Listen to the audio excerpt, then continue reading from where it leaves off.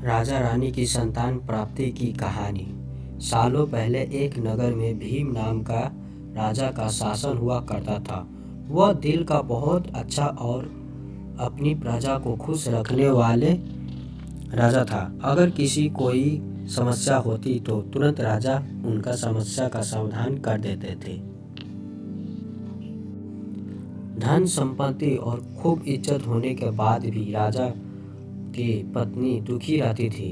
उनके मन में हमेशा संतान प्राप्ति की चाह थी, जो सालों से पूरी नहीं हो पा रही थी। राजा को भी यह दुख रह रहकर सताता था। राजा ने कभी अपना दुख खुद पर हावी नहीं होने देते थे। पूरे राज्य की लगन से सेवा करते थे। वे एक दिन भीमाराज के राज्य में एक सिद्ध साधु भ्रमण करने पहुंचे। वो गांव-गांव घूम-घूम कर पूछने लगे कि कितना सुखी है हर किसी का जवान एक ही था। हमारे राजा बहुत अच्छे और पूरी प्रजा को खुश रखते हैं। हर किसी के मुंह से राजा की तारीफ सुनने के बाद साधु राजा के पास पहुंचा। राजा ने साधु को प्रणाम करने के बाद साधु बोला, हे राजन, तुम्हारे राज्य में हर कोई सुखी और खुश है। ये सब देखकर मुझे बहुत अच्छा लग रहा है। तुम्हारे काम से खुश होकर मैं तुम्हारे एक टोकरी दे रही हूँ। ध्यान रखना, ये कोई सामान्य टोकरी नहीं है। तुम्हारे जीवन में जो भी डालोगे, इस टोकरी में जो भी चीज़ डालोगे 1 से 2 हो जाएगी। इतना कहकर साधु वहाँ से चला जाता है।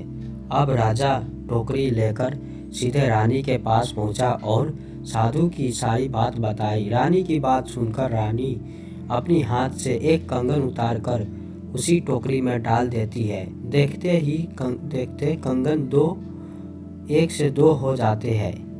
यह देखकर राजा और वह रानी दोनों हैरान होने के साथ ही काफी खुश हुए। दोनों के मन में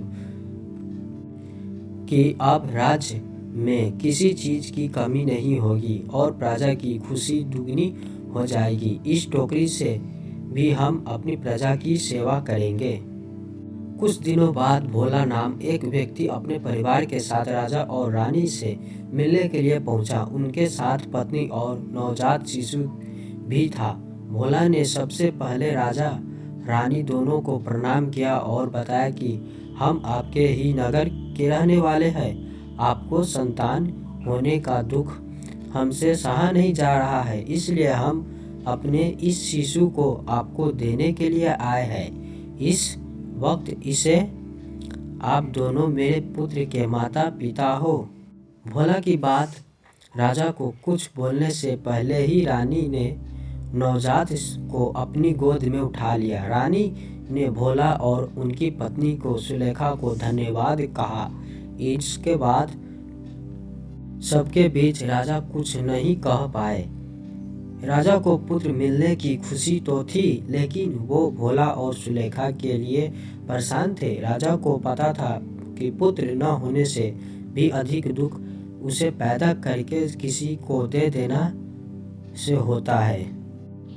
इतना सोचने के बाद राजा कुछ देर बाद रानी को समझाते हैं कि हम किसी बच्चे को उसके माता पिता से अलग नहीं कर सकते हैं। राजा और रानी की बात सुनकर भोला व सुलेखा उससे हाथ जोड़कर पुत्र को रखने की प्रार्थना करते हैं।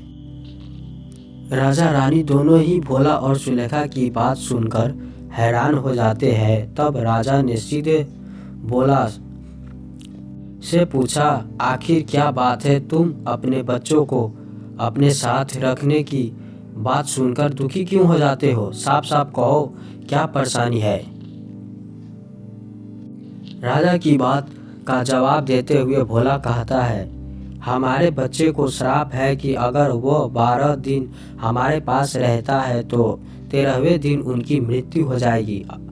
आज हमारे बच्चे को हमारे से साथ 12वें दिन हो गए हैं। अगर हम कल इसे अपने पास रखेंगे तो इनकी मृत्यु हो जाएगी।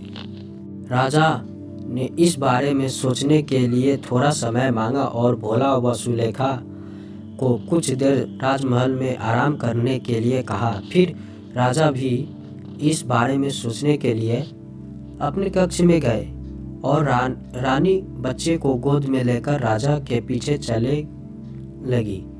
कक्ष में पहुंचकर रानी ने राजा से पूछा, आप आखिर में इतने परेशान क्यों हो?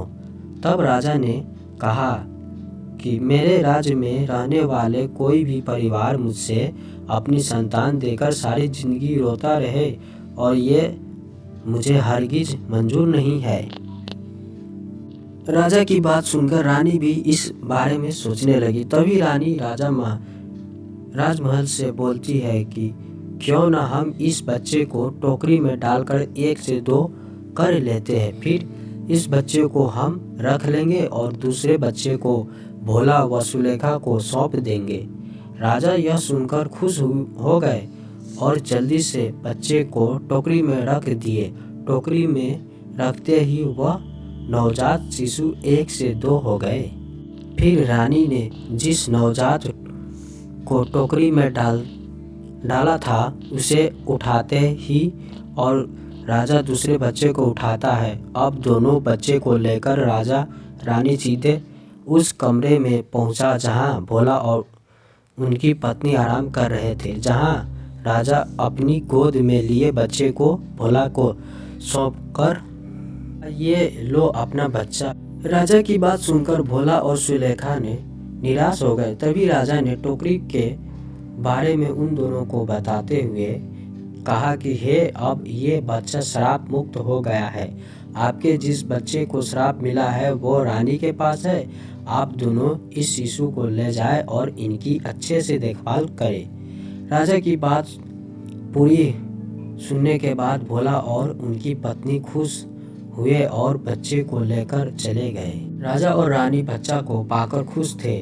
उन्होंने खूब अच्छी तरह से बच्चे का पालन पोषण किया। वो बच्चा भी बड़ा होकर एक अच्छा राजकुमार बना और माता पिता व राज्य का नाम रोशन किया।